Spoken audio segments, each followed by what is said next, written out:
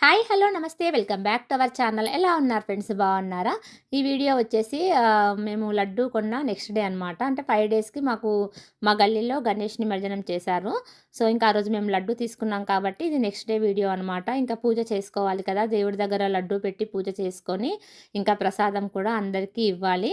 ఆ రోజు కొంచెం ఎర్లీగానే లేచానండి. లేచి ఇంట్లో అన్ని పనులు కంప్లీట్ చేసుకున్నాను. ఈ ముగ్గు అయితే మా అమ్మాయి వేసింది. తను చాలా బాగా ముగ్గు వేస్తుంది.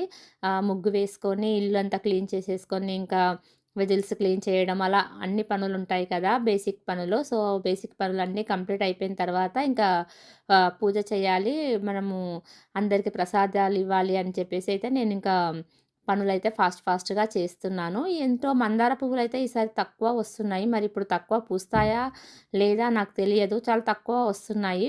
ఒకప్పుడు కొంచెం ఎక్కువ వచ్చేవి. ఇప్పుడైతే తక్కువ పూస్తున్నాయి.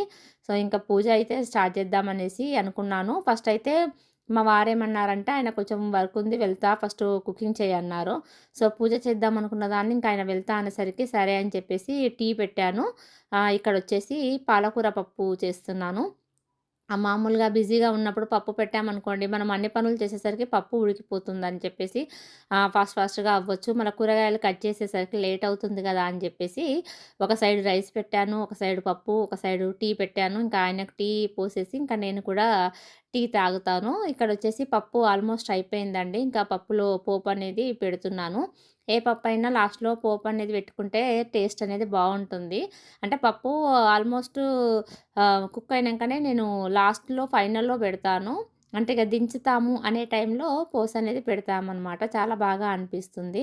ఇంకా పాలకూర పప్పు అంటే పప్పు, పాలకూర అన్నీ ఒకసారి కలిపి పెడతాం కదా, ఆయిల్ కూడా అప్పుడే వేస్తాను.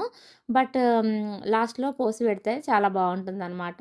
ఇంకా వంట అయితే కంప్లీట్ అయిపోయింది. ఆ రోజు నేనైతే బ్రేక్‌ఫాస్ట్ ఏం చేయలేదండి. పూజకి ఇంకా లేట్ అవుతుంది అని చెప్పేసి బ్రేక్‌ఫాస్ట్ ఏం చేయలేదు. నెక్స్ట్ ఇంకా వాషింగ్ మిషన్‌లో బట్టలు వేశాను. బట్టలు కూడా ఆరిపోయాయి.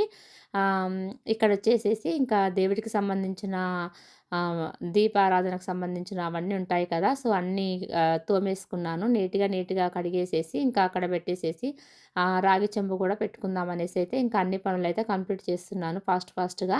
ఆహ్, నాకైతే పూజ చేసినప్పుడైతే నిజంగా చాలా ప్రశాంతంగా అనిపిస్తదండి. నాకే కాదు ఎవరికైనా గానీ పూజ చేసే టైం అనేది చాలా బాగా అనిపిస్తది కదా, ప్రశాంతత అనిపిస్తది. దీపారాధన చేసిన తర్వాత ఇంట్లో చాలా పాజిటివ్‌గా ఉంటుంది. సో, ఇక్కడ పూజ అయితే చేసుకుంటున్నానండి.